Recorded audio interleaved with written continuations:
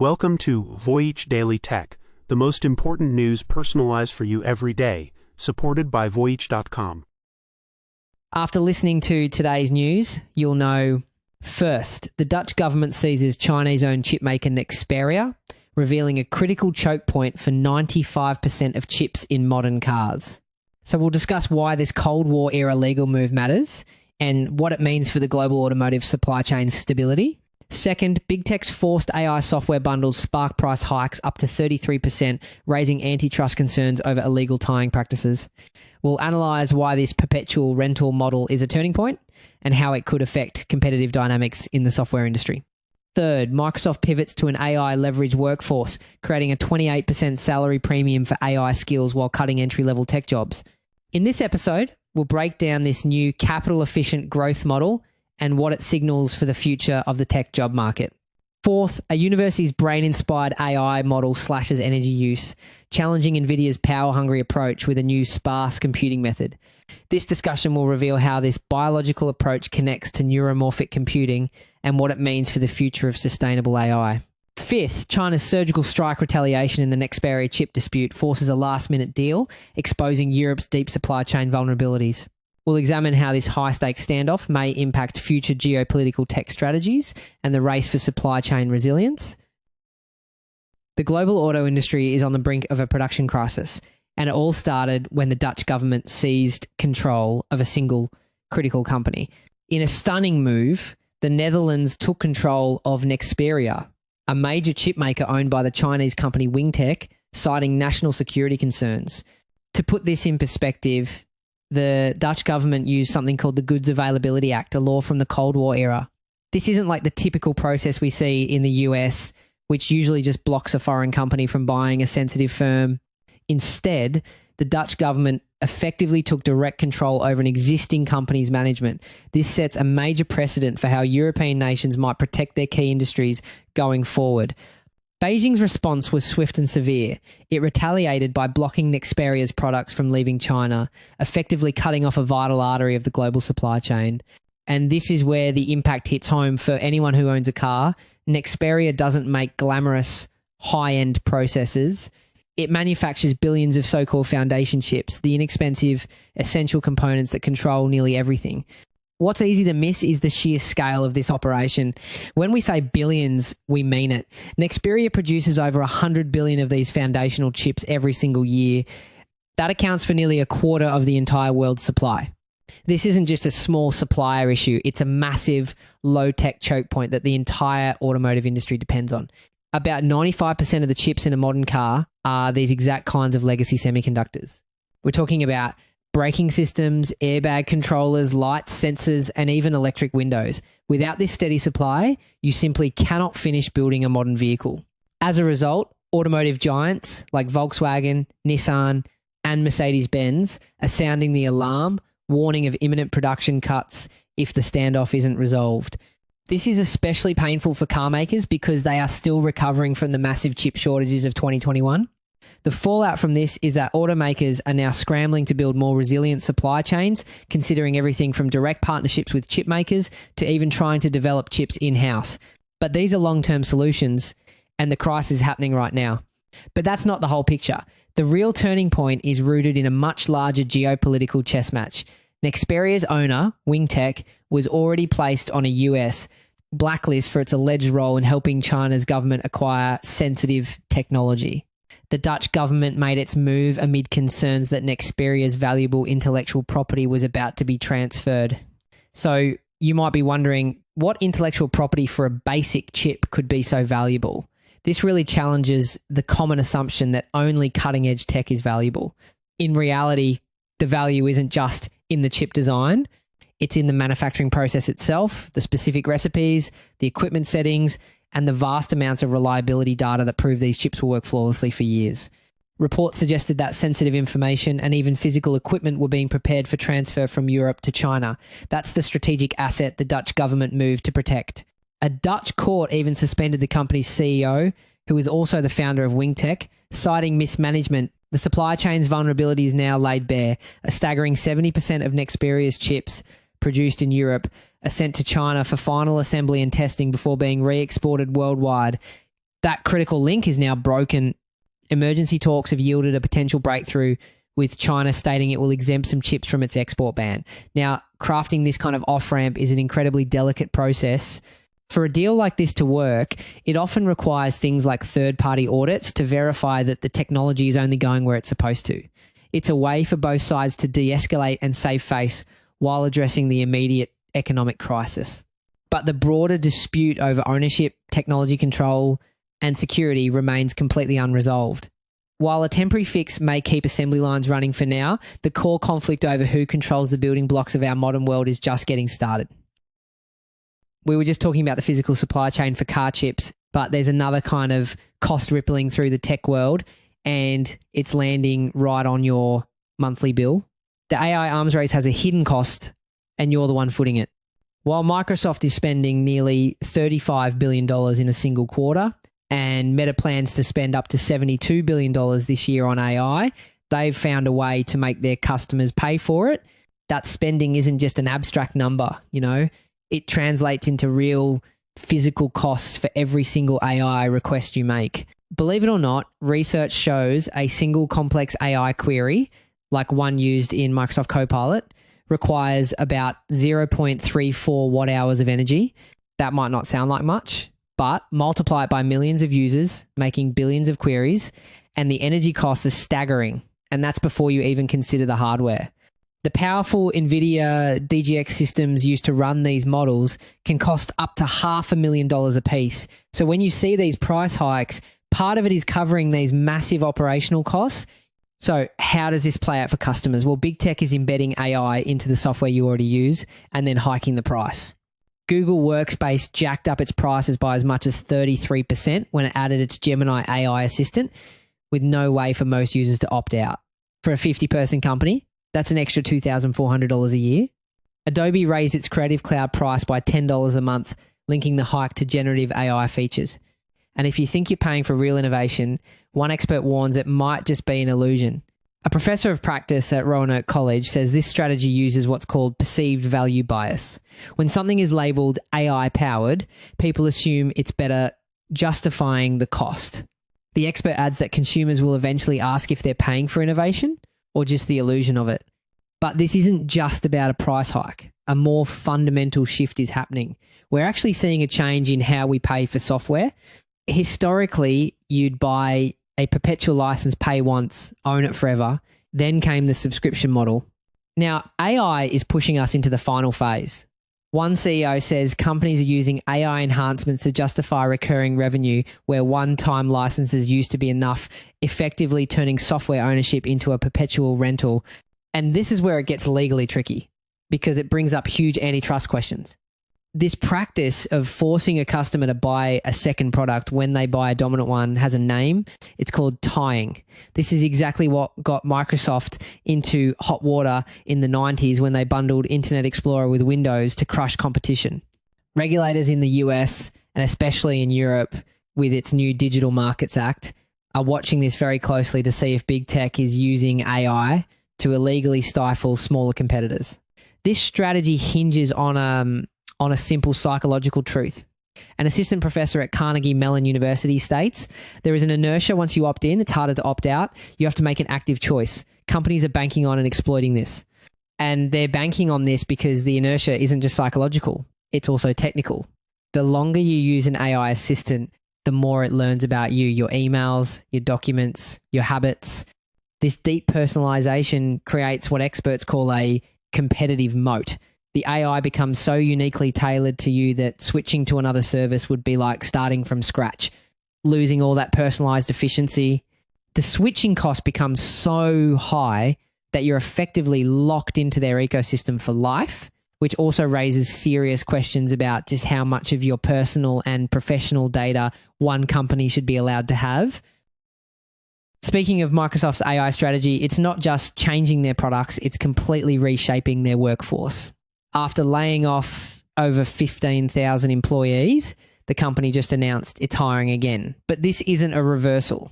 It's a bombshell new strategy for the AI era. If you zoom out, you'll see this isn't just about cutting costs. It's a massive strategic realignment. Microsoft is reallocating those resources to fund its colossal ambitions in AI, including its $10 billion partnership with OpenAI and a planned $80 billion investment in AI infrastructure. They are trading human headcount for computing power, and it's a paradox, record profits, but also record layoffs to fund the next wave of technology. CEO Satya Nadella went on the record with a statement that changes everything. He said, "We will grow our headcount, but that headcount we grow will grow with a lot more leverage than the headcount we had pre-AI." So, what does this new leveraged employee actually look like in practice? Well, the data is stunning. Job postings that require AI skills now offer an average salary premium of 28%. That translates to about $18,000 more per year. And this isn't just a tech story. Over half of all AI-related job postings are now in non-tech sectors, from finance to healthcare. Before this shift, Microsoft's headcount grew by 22% in a single year. But in the most recent fiscal year, its workforce didn't budge at all, frozen in place by multiple rounds of layoffs. Now, the plan isn't to just add more people. It's to arm a smaller, more effective workforce with AI tools inside Microsoft 365 and GitHub Copilot. However, there's a downside that's easy to overlook. While high-skill AI-augmented jobs are getting a pay bump, one Stanford study revealed a 13% drop in job listings for entry-level roles in fields like software development and customer service over the past 3 years.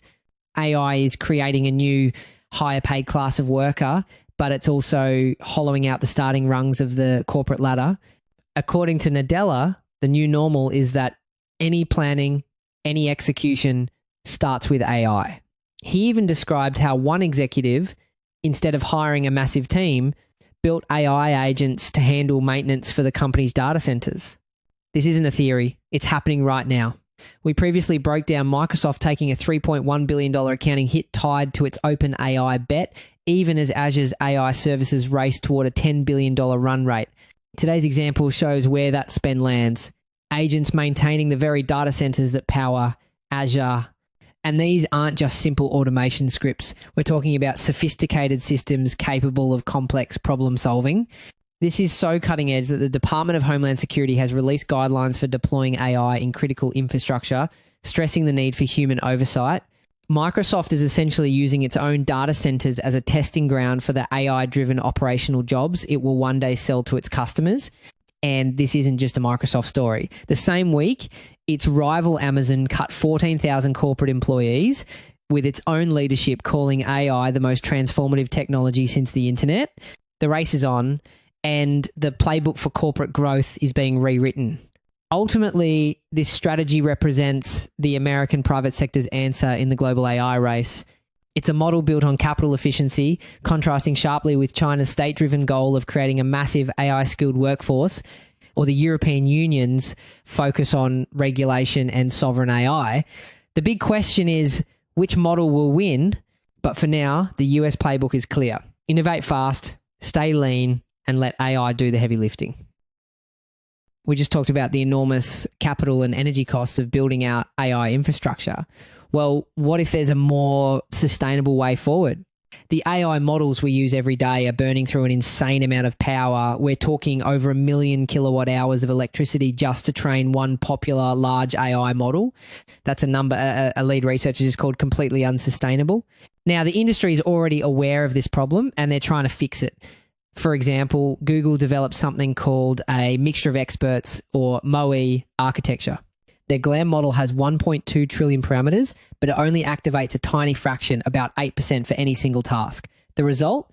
It uses about 1/3 of the energy to train compared to a model like GPT-3.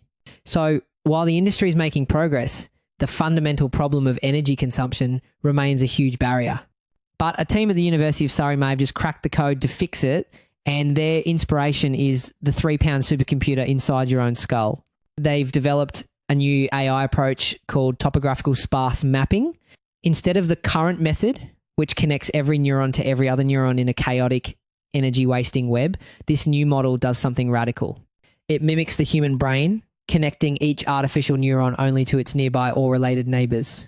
The challenge, though, is that today's AI hardware, especially the GPUs from companies like Nvidia, are optimized for what are called dense networks, that chaotic web where everything is connected.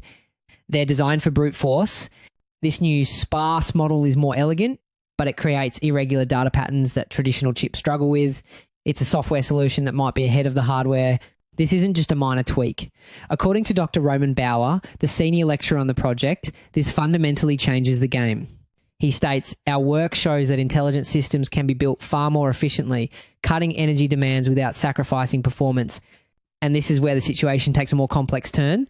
An enhanced version of their model introduces a biologically inspired pruning process.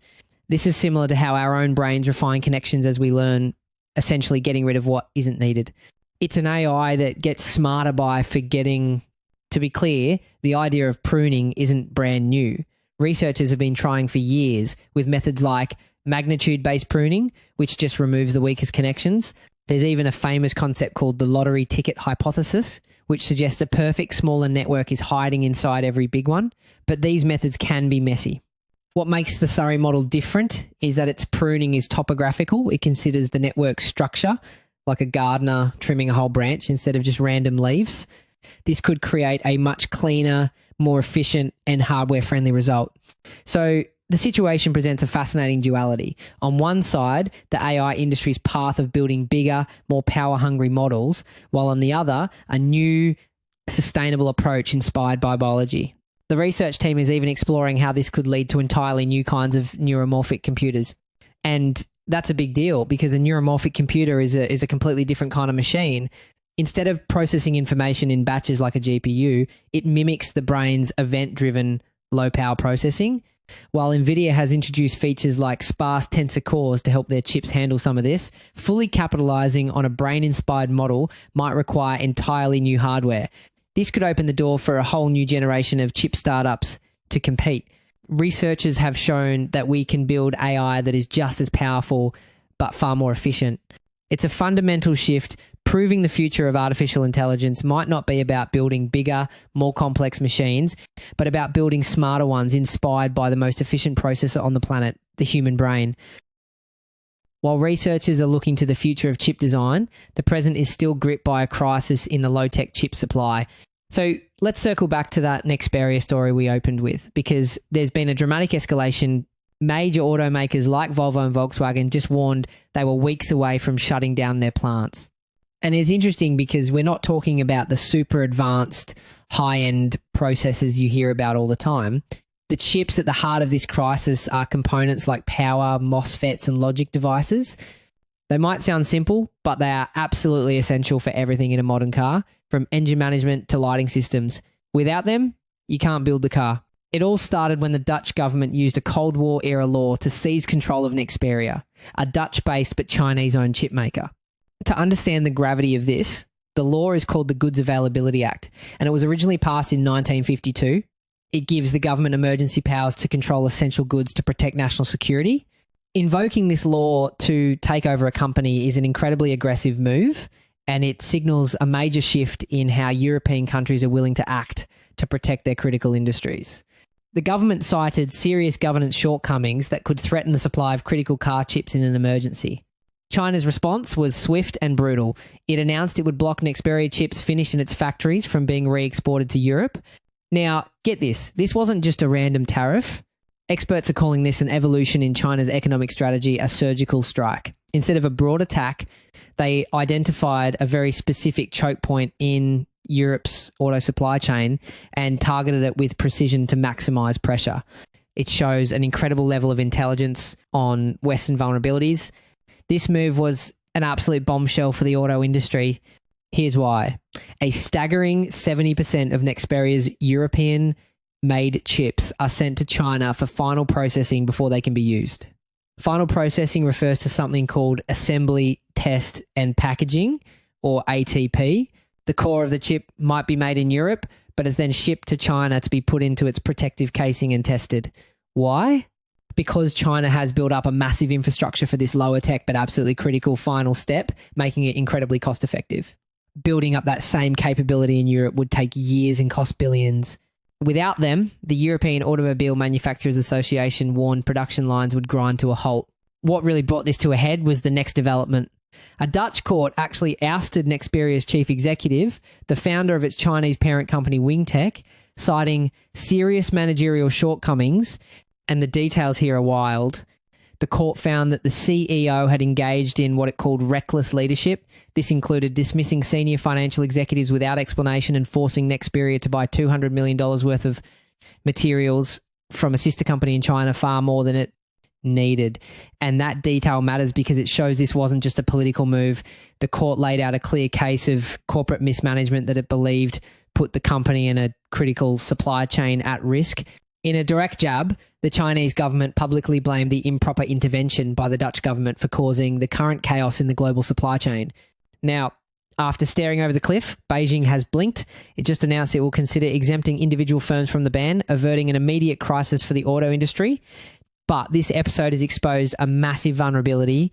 The fact remains that 70% of these crucial European chips are dependent on Chinese factories to even function, revealing just how fragile the global supply chain truly is. That's it for today on Voyage Daily Tech. Follow, share, and stay tuned for daily updates coming your way tomorrow.